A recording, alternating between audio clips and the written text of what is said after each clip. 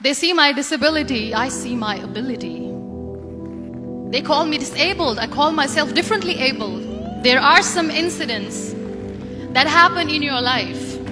Those incidents break you, deform you, but they mold you into the best version of you. And the same thing happened to me. I was 18 years old when I got married.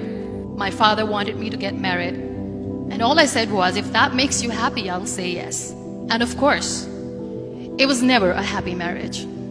Just about after 2 years of getting married, I met a car accident. Somehow my husband fell asleep and the car fell in the ditch.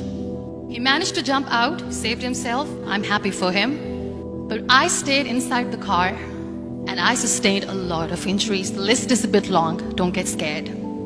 The wrist was fractured. Shoulder bone and collarbone were fractured. My whole rib cage got fractured. And because of the rib cage injury, lungs and liver were badly injured. I couldn't breathe.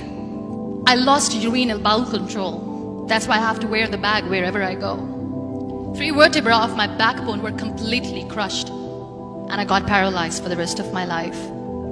I finally ended up in a hospital where I stayed for 2.5 months. I underwent multiple surgeries.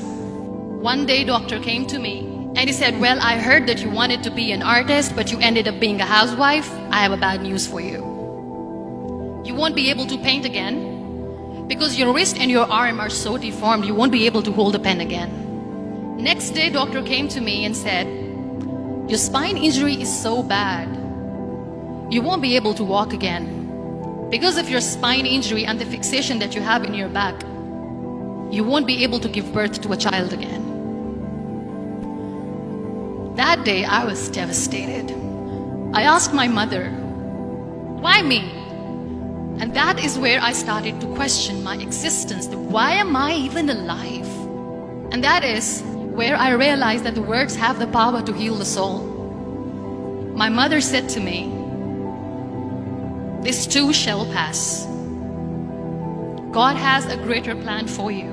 I don't know what it is, but He surely has. And in all that distress and grief, somehow or the other, those words were so magical that they kept me going.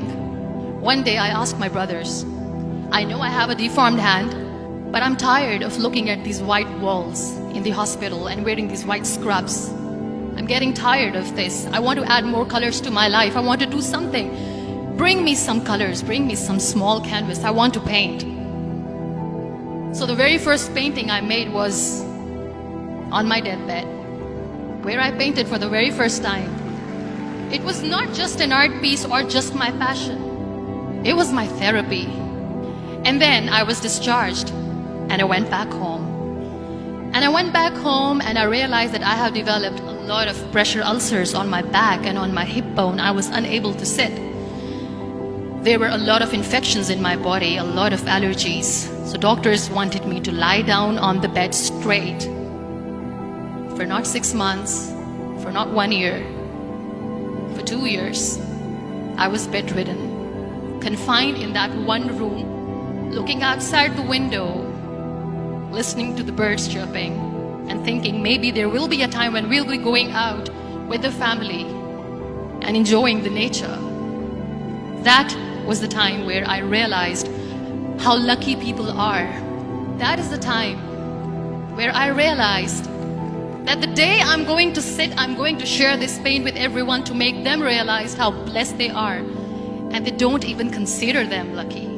That day I decided that I'm going to fight my fears. We all have fears. Fear of unknown, fear of losing people, fear of losing health, money. We want to excel in career, we want to become famous, we want to get money. We are scared all the time. So I wrote down one by one all those fears. And I decided that I'm going to overcome these fears one at a time. You know what was my biggest fear? Divorce. I was trying to cling on to this person who didn't want me anymore, but I said no. I have to make it work.